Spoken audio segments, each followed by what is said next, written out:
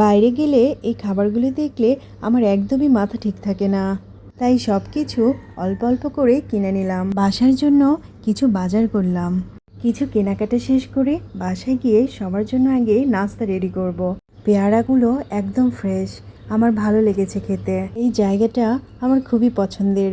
সন্ধ্যার পর ছোটোখাটো একটা বাজার বসে। এখানে ছিল চিতই পিঠা। চিতই পিঠার সঙ্গে দুরকম ঝাল ঝাল ভর্তা দিয়েছে। এই খাবারগুলো মাঝে মাঝে খেতে দারুণ লাগে, বেশ মজা করে খেয়েছি। এই ভিডিওতে আজ আমি শেয়ার করব ঘি দিয়ে পরোটা ভাজা।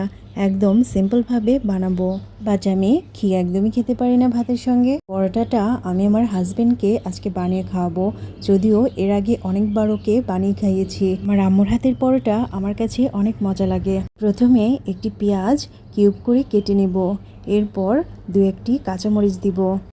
পরোটা ভাজার জন্য আমি এখানে 2 কাপ ময়দা ব্যবহার করেছি। কাঁচামরিচ, পেঁয়াজ কুচো ময়দার মধ্যে দিয়ে দিলাম, আর এর মধ্যে সামান্য পরিমাণে লবণ দিয়ে দিলাম, তাতে পানিও দিয়ে দিলাম। তারপর খুব ভালো করে মিশ্রণ বানাতে হবে। মেশানোর কাজটা একটু সময় নিয়ে করবেন, খুব স্মুথ একটা মিশ্রণ হয়ে যাবে। এই মিশ্রণটা তৈরি করতে আমি ঠান্ডা পানি ব্যবহার করেছি। এরপর 15 মিনিট আমি রেখে দিব এটা। একটি ফ্রাই প্যানে 1 চামচ ঘি দিয়ে দিলাম। ঘি গরম হয়ে গেলেই আমি এর মধ্যে গোলাটা দিয়ে দিলাম।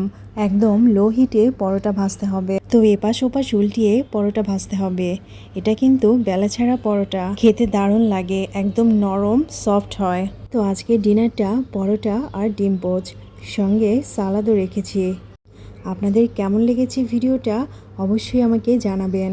কিছুই খাওয়ার অভ্যাস আমার নেই, তাই সিম্পলভাবে সিম্পল খাবারই রেডি করার চেষ্টা করি।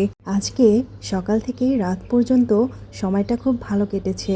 আপনারা সবাই ভালো থাকবেন, সুস্থ থাকবেন। আল্লাহ হাফেজ।